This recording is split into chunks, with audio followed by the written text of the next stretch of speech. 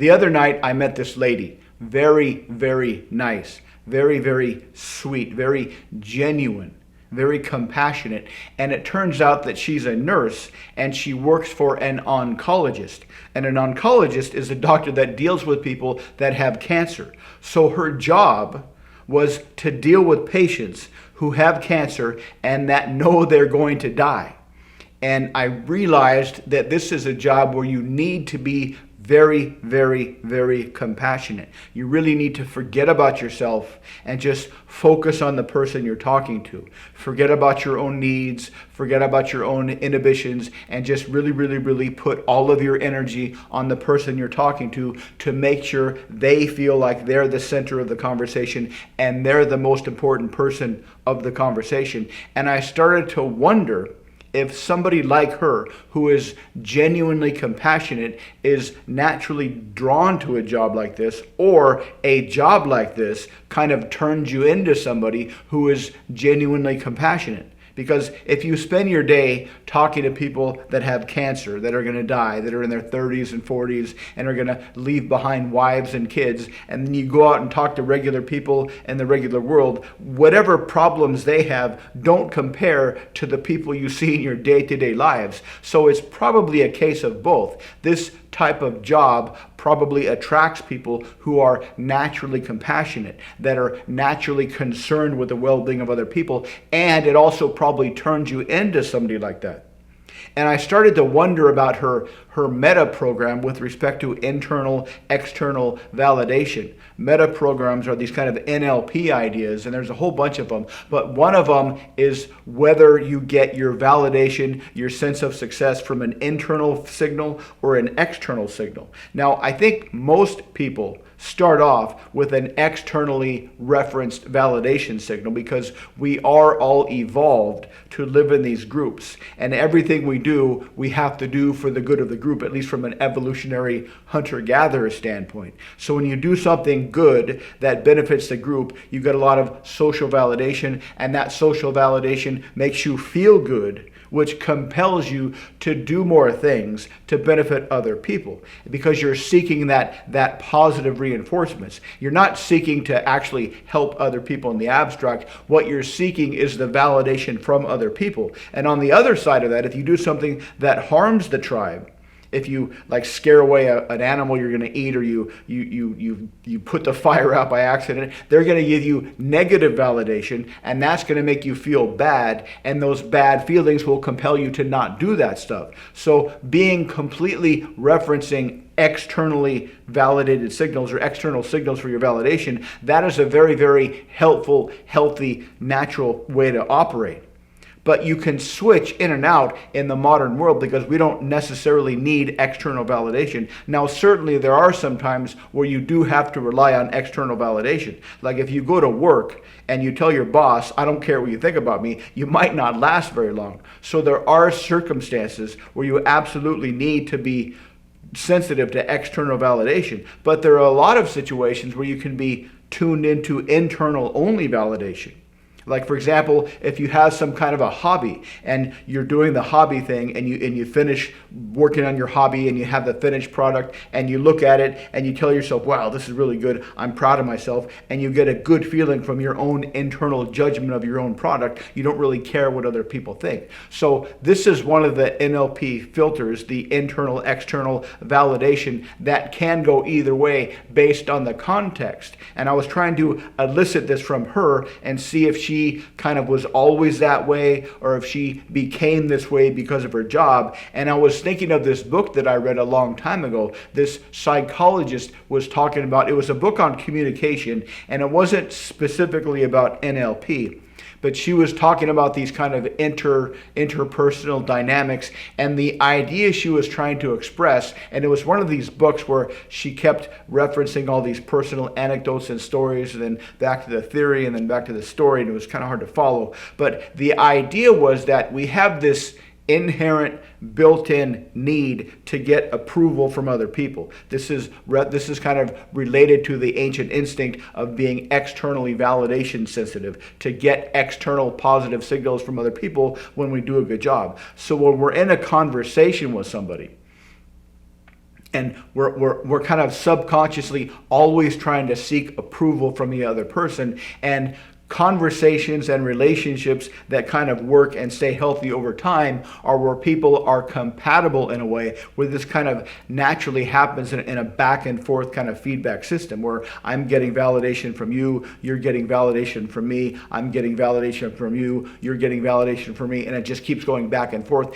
And these are the relationships that kind of naturally flourish over time. But she was saying that you can kind of alter this and you can understand this process. And the more that you understand this process, the more you can start to kind of engineer this process to enhance any kind of communication. Because what happens is if you're consciously aware of the dynamic between external validation and internal validation, and you can kind of deliberately shift how you get your needs met from externally validated signals to internally validated signals, then you can have a lot of conversational power. It's related to the idea that if you're in a negotiation with somebody, whoever wants the deal the least has the most power. If you're trying to buy a house or sell a house and you want the deal less than the other person wants the deal, you're going to have a lot more negotiation strength. And so similarly, if you're in a conversation with someone and you can consciously turn off the need for external validation and just enjoy the conversation, but from a kind of detached interest standpoint, the other person will kind of sense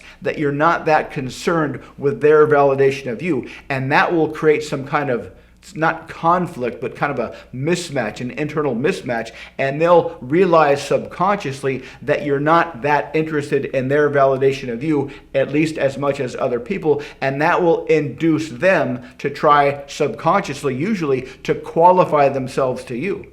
So if you can pay attention to your source of validation, external and internal, and just kind of notice certain situations where you're more concerned with external validation and notice other situations where you're more concerned with internal validations and play around with shifting those back and forth and do this in the middle of a conversation and just relax and enjoy the conversation and kind of relax the need to get a positive feeling from external validation from the other person, then that will kind of induce them to qualify themselves to you and just kind of play around with that dynamic. And she said that the more you do this, the easier it gets. It's kind of weird at first, and you might need to practice talking to a few people before you can start to do this in real time, before you can start to turn off your need for external validation in real time. But once you can start to do this, to remember to do this in the middle of a conversation, you'll be talking to somebody. And then you'll suddenly remember, hey, I don't need their validation because I'm probably never going to see this person again. I'm probably never going to talk to this person again. And another thing to keep in mind that will help you remember this is whenever you're talking to somebody for the first time and they're experiencing you through their own kind of projected filters and their own collection of confirmation biases. So even if they do give you validation, they're not really giving you per se validation. They're really validating their kind of interpretation of you, which is a projection of them onto you. So it's really kind of a validation of themselves through their projection of themselves onto you. And if you remember this during a conversation, if you remember to turn off your need for external validation during a conversation, they will wonder why you're slightly different from everybody else. They will wonder why you're not trying to qualify yourself to them like everybody else does automatically and subconsciously. And that will make them feel this need to gain your approval. And they will start to qualify themselves to you. And she said the more you practice this, the more you kind of make this one of your operational strategies for conversational persuasion,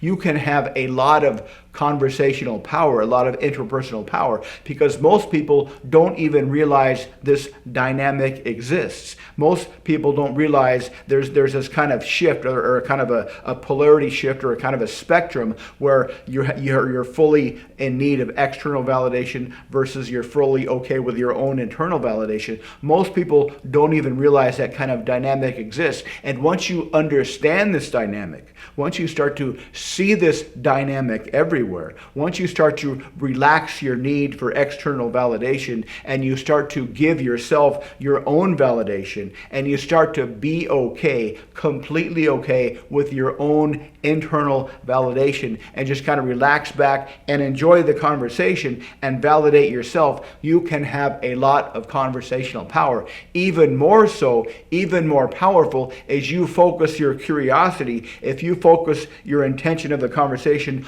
on the other person, if you become curious about what's inside their head, if you become curious about what they want out of life, if you become curious about their desire maps, if you become curious about their ego maps, their agency maps, their success maps, the things they'd like to do in the future, the things they're most proud of having done in the past, and you ask people questions about that to build out their internal maps without any judgment and without being concerned with whether or not they're validating you, that will give you a massive amount of interpersonal conversational power, because they will sense there's something about you. They will sense that there's something about you that is different than everybody else. They will start to suspect subconsciously that you are much more attractive than everybody else, but in a way that they can't quite describe it. It will come across as a feeling, a subconscious feeling, and that will create this massive interpersonal attractive dynamic, and they won't be able to describe it consciously, and they'll just have to wonder why you are so attractive. They will start to wonder why you are so charismatic compared to everybody else. They will start to wonder why you are such an interesting conversationalist, even though they're doing most of the talking compared to everybody else. And she was saying that this takes a little bit of time to wrap your mind around this concept. She was saying it does take a little bit of time to both turn off your need for external validation and become genuinely curious in the mental map of the other person that you're talking to. But once you can get a handle on this dynamic, this will give you an amazing amount of conversational power.